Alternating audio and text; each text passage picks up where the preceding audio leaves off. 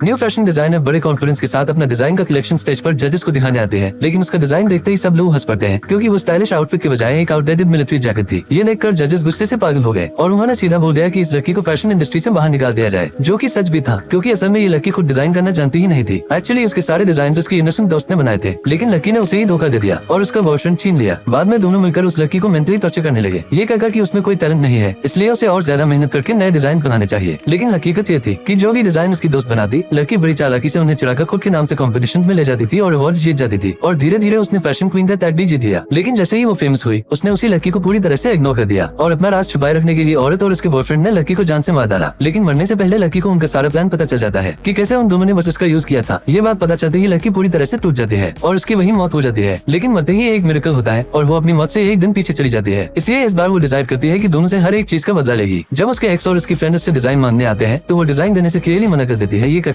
मैं थक चुकी हूँ, अब मुझे रेस्ट चाहिए। ये सुनकर दोनों टेंशन में आ जाते हैं और उसे फिर से मैनिपुलेट करने की कोशिश करने लगते हैं। लेकिन इस बार लड़की पहले से ही रेडी थी। उसने नाटक किया कि उसे कुछ फर्क नहीं पता और अनाउंस कर दिया कि वो डिजाइन कंपटीशन से क्विट कर रही है। ये सुनकर बेस्ट फ्रेंड घबरा गई। उसने बोला तुम्हारा डिजाइन ऑलरेडी सबमिट हो चुका है, अब बैकआउट नहीं कर सकती। पर लड़की ने बोला तो फॉर्म दिखाओ। ये बात सुन दोनों और ज्यादा टेंशन में आ गए क्योंकि उन्होंने कभी लड़की के नाम से फॉर्म भेजा ही नहीं था। इसलिए बॉयफ्रेंड लड़की को अपनी बातों में फंसाने की कोशिश करने लगता है, पर लड़की सीधा बोल देती है कंपनी स्टार्ट करने में मैंने सबसे ज्यादा पैसा लगाया था, इसलिए हाफ शेयर मेरा होगा। साथ ही वो अपनी दोस्त से ये भी कहती है वो मर्सिडीज जो तुम चला रही हो कंपनी के नाम पर है और मैं शेयरहोल्डर हूँ, गाड़ी मेरी बनती है। लड़की इसके लिए साफ मना कर देती है, लेकिन बॉयफ्रेंड हार मानकर बोलता है ठीक है, अगर तुम कल डिजाइन सबमिट करती हो तो मैं शेयर्स और गाड़ी दोनों तुम्हारे नाम कर दूंगा। उसने लड़की से कहा कि कल ड्राइविंग स्प्रिंग रोड पर मिलने आना, कॉन्ट्रैक्ट और डिजाइन दोनों लेकर। पर अंदर ही अंदर उसने डिसाइड कर लिया था कि वो कल लड़की का एक्सीडेंट करवाकर उसे मरवा देगा ताकि लड़की हमेशा के लिए उनके रास्ते से हट जाए। पर उसे अंदाजा भी नहीं था कि इस बार लड़की सब जानती थी। अब आगे क्या होगा जानने के लिए लाइक करें।